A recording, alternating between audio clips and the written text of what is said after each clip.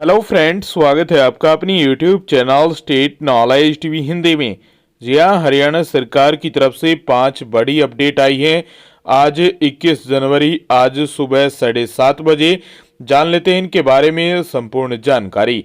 आगे भी आप हरियाणा सरकार की हर घोषणा, हरियाणा के हर गांव, शहर, जिले, तहसील, ब्लॉक या हरियाणा के हर डिपार्टमेंट, विभाग, कॉरपोरेशन, बोर्ड की हर खबर जानना चाहते हैं, हर घोषणा की जानकारी के लिए स्टेट नॉलेज टीवी हिंदी को सब्सक्राइब जरूर कर लीजिएगा। सबसे पहले और बड़ी अपडेट आई है हरियाणा के मौसम विभाग की तरफ से। आज 21 जनवरी को मौसम विभाग की तरफ से पूर्वानुमान जारी किया गया है, अलर्ट जारी किया गया है। आज हरियाणा में बारिश होने की संभावना 4 से लेकर 6-7% के आसपास बनी रहेगी हरियाणा के लगभग हर जिले में। वहीं धुंध और कोहरा भी देखने को मिलेगा आज, और साथ में बादलवाही भी रहने वाली है। आज हरियाणा में न्यूनतम आर्द्रता 80% से लेकर 96% के बीच देखने को मिलेगी। आज सुबह सूर्योदय 7:17 पर होगा और सूर्यास्त होगा 5:48 पर। वहीं मौसम विभाग की तरफ से हरियाणा के 10 जिलों के लिए खासतौर पर अलर्ट जारी किया गया है। आज हरियाणा के 10 जिलों में मौसम ज्यादा खराब रहेगा। अंबाला, कुरुक्षेत्र, कैथल, करनाल, सोनीपत, पानीपत, सिरसा, फतेहाबाद, हिसार और जींद में ऑरेंज अलर्ट जारी किया गया है। बाकी जिलों में येलो अलर्ट जारी किया गया है। सुबह के समय यहां धुंध रहने वाली है। हरियाणा के उत्तर हरियाणा के पंचकुला को छोड़कर बाकी 5 जिले अंबाला, कुरुक्षेत्र, कैथल, करनाल और यमुनानगर में भी अलर्ट रहने वाला है। आज धुंध देखने को मिलेगी सुबह सुबह, और बादलवाही भी रहने वाली है दिन में, लेकिन मौसम कई स्थानों पर साफ भी रहेगा, धूप भी देखने को मिलेगी। वहीं मौसम विभाग के अनुसार हरियाणा के दक्षिणी और दक्षिणी पश्चिमी जिले, खासकर सिरसा और फतेहाबाद, इसके साथ हिसार और जींद में भी आज ऑरेंज अलर्ट जारी किया गया है। इन जिलों में भी सुबह धुंध देखने को मिलेगी, हल्की फुल्की बादलवाही भी रहने वाली है। फिर बाद में दोपहर के आसपास इन जिलों में मौसम साफ भी रहेगा। बारिश होने की संभावना वही 3-4% से लेकर 6-7% के बीच बनी रहेगी। हवाओं की गति भी 6 किलोमीटर प्रति घंटे की रफ्तार से लेकर 16 किलोमीटर प्रति घंटे की रफ्तार के बीच हवाएं भी चलने वाली हैं। हल्की और मध्यम गति की हवाएं रहने वाली है आज 21 जनवरी रविवार के दिन। तो ये मौसम अपडेट आई थी मौसम विभाग की तरफ से। आज भी राहत कम मिलने के आसार है। मौसम विभाग की तरफ से आज भी धुंध देखने को मिलेगी, घना कोहरा छाया रह सकता है आज 21 जनवरी को भी। तो ये मौसम अपडेट आई थी, पहली अपडेट मौसम विभाग की तरफ से, पहली खबर मौसम विभाग की तरफ से आई थी। वहीं दूसरी बड़ी अपडेट आई आप सभी के लिए। हरियाणा की काफी पंचायतों में प्रदेश सरकार की तरफ से दी गई 1100 करोड़ रुपए की ग्रांट में से काफी फंड नहीं हो पाया है खर्च। बता दें कि हरियाणा सरकार नाराज है। जिला उपायुक्त करेंगे अपने जिले की 2-2 पंचायतों की 15 दिन में जांच, 2 महीने में एक्शन होगा। बता दें कि हरियाणा सरकार पंचायतों में ग्रांट दे चुकी है। 1100 करोड़ रुपए तक की जो राशि है वो जारी की गई है, लेकिन काफी पंचायतें ऐसी है जिन्होंने खर्च नहीं किया। प्रदेश सरकार ने जिला उपायुक्तों को निर्देश दिए हैं कि वे अपने जिले की 2-2 पंचायतों की 15 दिनों में जांच करें और 2 महीने के भीतर एक्शन टेकन रिपोर्ट भेजें। सरकार ने जिला उपायुक्तों से कहा कि सरकार की तरफ से दी गई ग्रांट का पैसा खर्च न करने वाली पंचायतों को हटाने का भी अधिकार है। हरियाणा सरकार ने पिछले साल जनवरी में प्रदेश की पंचायती राज संस्थाओं को राज्य वित्त आयोग की सिफारिश अनुसार 1100 करोड़ रुपए की ग्रांट दी थी।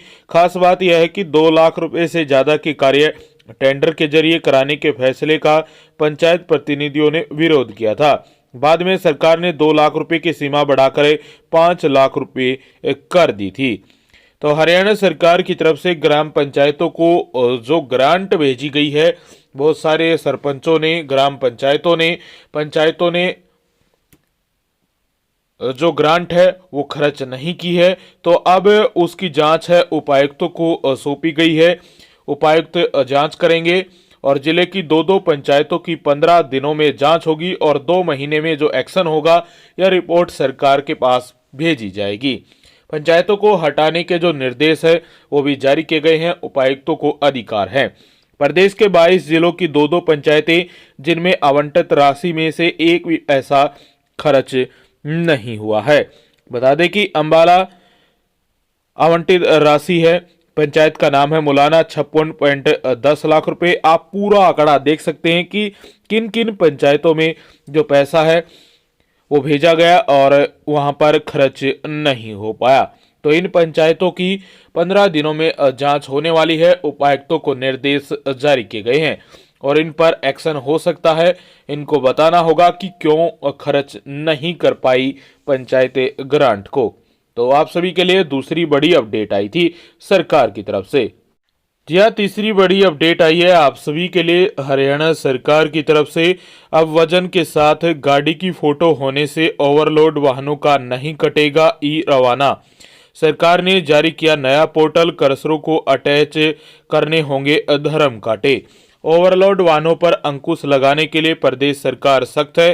प्रदेश के सभी माइनिंग क्षेत्रों में लगे क्रशरों पर अब ई रवाना पोर्टल के साथ ही धर्म कांटा भी अटैच करवा रहे हैं। ऐसे में अब ई रवाना पोर्टल पर अक्षमता अनुसार ही वाहन वजन डाल सकेंगे। ओवरलोड भरे होने पर ई रवाना पोर्टल से बिल ही नहीं निकलेंगे। फिलहाल सभी क्रशरों पर ई रवाना पोर्टल को अपडेट करवाया जा रहा है ताकि जल्द ही ओवरलोड पर पूर्ण रूप से अंकुश लगाया जा सके। हरियाणा के सभी माइनिंग क्षेत्रों में जितने भी क्रशर लगे हुए हैं उन सभी पर उन्होंने धर्म कांटे भी लगाए हुए हैं। अब तक ई रवाना पोर्टल पर ओवरलोडेड गाड़ी का भी बिल बना दिया जाता था क्योंकि धर्म कांटा पोर्टल के साथ अटैच नहीं था।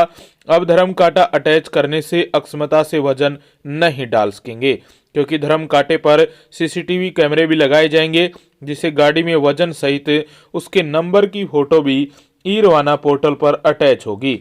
इसके बाद ही ई रवाना पोर्टल से बिल कटेगा। माइनिंग अधिकारी राजेश सांगवान ने कहा कि ई रवाना का नया पोर्टल जारी किया गया है और क्रशर संचालकों को नया पोर्टल अपडेट करने के लिए कहा भी जा चुका है। जीएसटी चोरी पर भी लगेगी लगाम। अब अक्षमता अनुसार ई रवाना पोर्टल पर बिल बनवा लेते थे और अपने वाहन को ओवरलोड भर लेते थे। ऐसे में अक्षमता अनुसार कटवाए बिल के आधार पर ही 5% जीएसटी काटी जाती थी, लेकिन ओवरलोड के कारण जीएसटी की चोरी हो रही थी। मगर अब ई रवाना काटते समय कांटे पर वजन करते समय ही पूरी फोटो भी पोर्टल पर आएगी। सिस्टम अपडेट करने से अब ओवरलोड पर अंकुश लगाने के साथ ही जीएसटी चोरी भी खत्म हो जाएगी।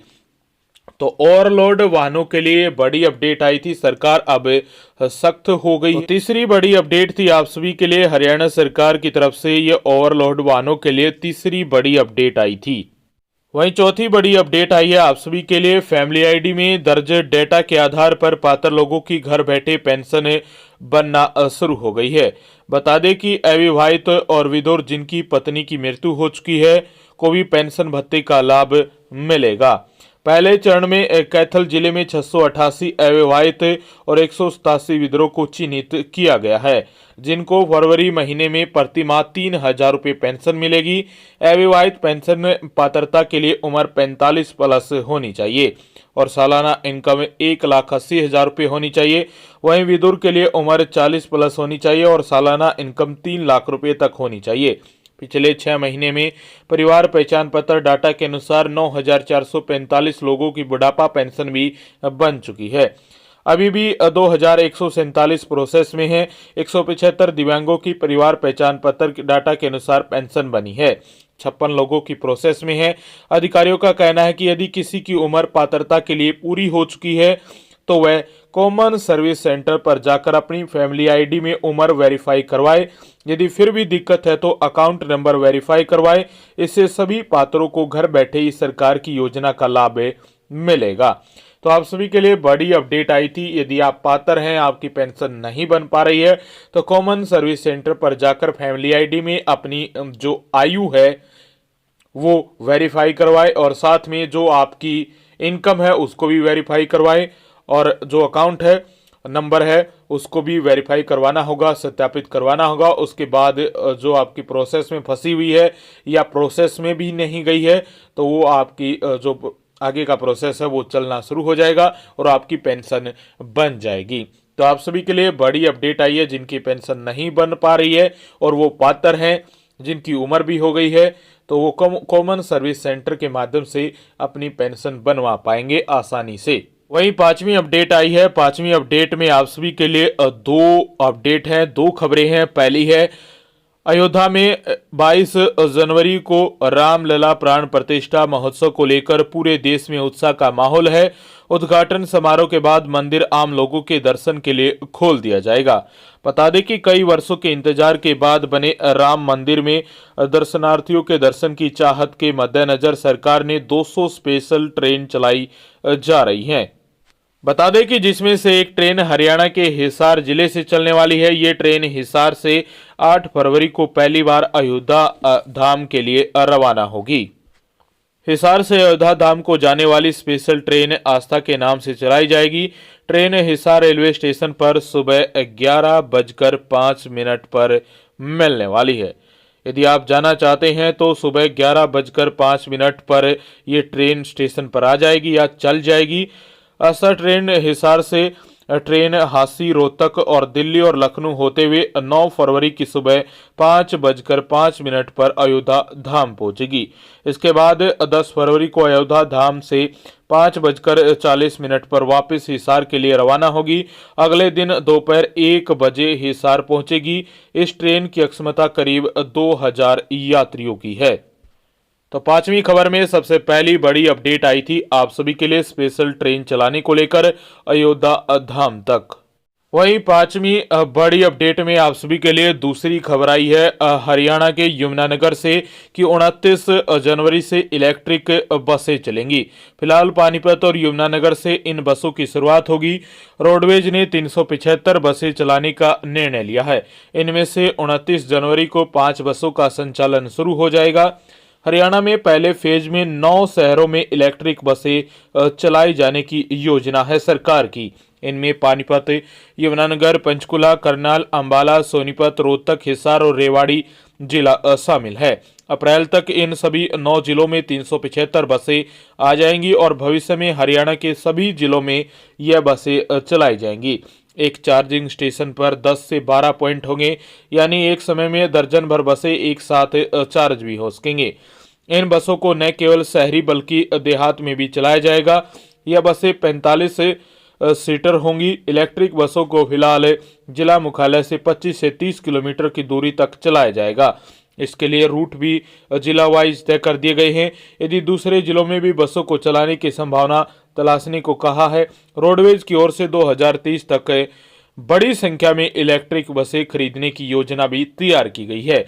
इससे यात्रियों को भी बड़ी राहत देने जा रही है। हरियाणा सरकार इलेक्ट्रिक बसें चलने के साथ साथ यात्रियों को किरायों में भी जो राहत है वो मिलेगी।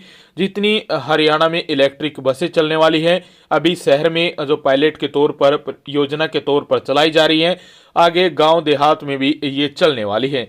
इससे जो आपका किराया लगता है हरियाणा रोडवेज की बसों में वो भी कम होने वाला है और इससे प्रदूषण भी कम होगा और साथ में जो यात्री जो पैसे देते हैं टिकट के लिए वो भी कम लगने वाले हैं इलेक्ट्रिक बसें चलने से। तो ये 5 बड़ी अपडेट आई थी आप सभी के लिए और पांचवी खबर में 2 अपडेट थी आप सभी के लिए। आगे भी आप जानकारी लेना चाहते हैं हरियाणा सरकार की हर योजना, घोषणा, नियम, निर्देश, आदेश की जानकारी रोजाना जानने के लिए हरियाणा के हर डिपार्टमेंट की हर खबर के लिए स्टेट नॉलेज टीवी हिंदी के साथ जुड़ जाइए और सब्सक्राइब कर दीजिएगा। और यदि आप पहले ही स्टेट नॉलेज टीवी हिंदी के साथ जुड़े हैं, सब्सक्राइब कर रखा है, तो इस वीडियो को ज़्यादा से ज़्यादा शेयर कीजिएगा और अपना एक प्यारा सा लाइक ज़रूर करके जाइएगा।